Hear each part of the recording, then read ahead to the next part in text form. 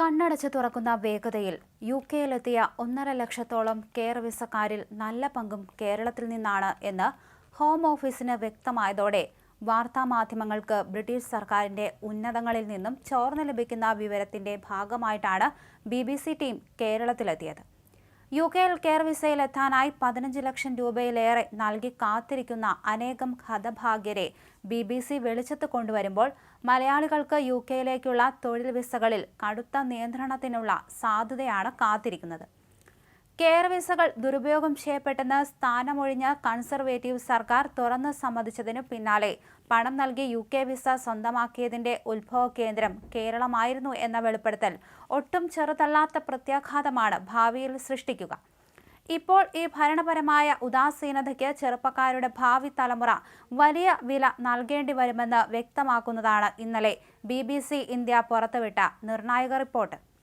3 വർഷം മുൻപ് കയ്യിൽ പണമുണ്ടെങ്കിൽ ആർക്കും UK വിസ സ്വന്തമാക്കാം എന്ന സാഹചര്യത്തിൽ പതിനായിരക്കണക്കിന് ആളുകളാണ് കേരളമെങ്ങും ഉള്ള ആയിരക്കണക്കിന് UK വിസ കച്ചവടക്കാർക്ക് ചോദിക്കുന്ന പണം നൽകാൻ തയ്യാറായത്.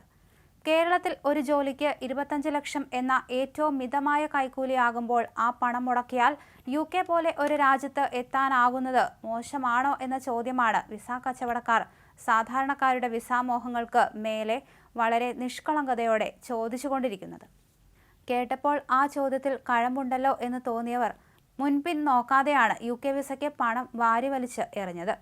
തെക്ക് വടക്ക് നടന്നവരൊക്കെ UKയിലേക്ക് വിമാനം കയറി തുടങ്ങിയപ്പോൾ ഇനിയും കാത്തിരിക്കുന്നത് എന്തിന് എന്ന ചോദ്യമാണ് സാധാരണ മലയാളികൾക്ക് ഉണ്ടായി തുടങ്ങിയത്. വ്യാജ വിസ കച്ചവടക്കാരെക്കുറിച്ചുള്ള ചോദ്യങ്ങൾക്ക് കേരള സർക്കാരിന് വ്യക്തമായ ഉത്തരം ഇല്ലെങ്കിലും കോതമംഗലം ടൗണിലെത്തിയ BBC ടീമിന് മുന്നിൽ കണ്ണീരോടെ എത്തിയത് 30 വിസ അപേക്ഷകരായിരുന്നു. കഴിഞ്ഞ വർഷം ന്യൂകാസിലിൽ 100-ലേറെ മലയാളികൾ ജോലി ചെയ്തിരുന്ന അഡിസൺ കോട്ട് കെയർ ഹോമിൽ പണം നൽകിയാണ് വിസ സ്വന്തമാക്കിയത് എന്ന പനോരമ വെളിപ്പെടുത്തൽ നടത്തിയ BBC ഇപ്പോൾ കേരളത്തിൽ നേരിട്ടെത്തി UK വിസയ്ക്ക് പണം നൽകിയവരുടെ വെളിപ്പെടുത്തലാണ് നടത്തിയിരിക്കുന്നത്.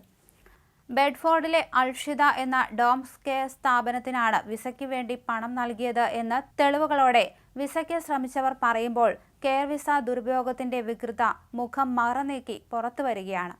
കെയർ വിസയിൽ എത്തിയവരുടെ വിസ പുതുക്കാൻ വേണ്ടി വരുമ്പോൾ പണം നൽകിയാണോ UK വിസ സ്വന്തമാക്കിയത് എന്നതുൾപ്പെടെയുള്ള അന്വേഷണം ഹോം ഓഫീസ് ആരംഭിക്കാൻ സാധ്യതയുണ്ട് എന്ന സൂചനയും ഇപ്പോൾ ഹോം ഓഫീസ് ജീവനക്കാർക്കിടയിൽ നിന്ന് ചോർന്നു കിട്ടുന്ന വിവരങ്ങളാണ്.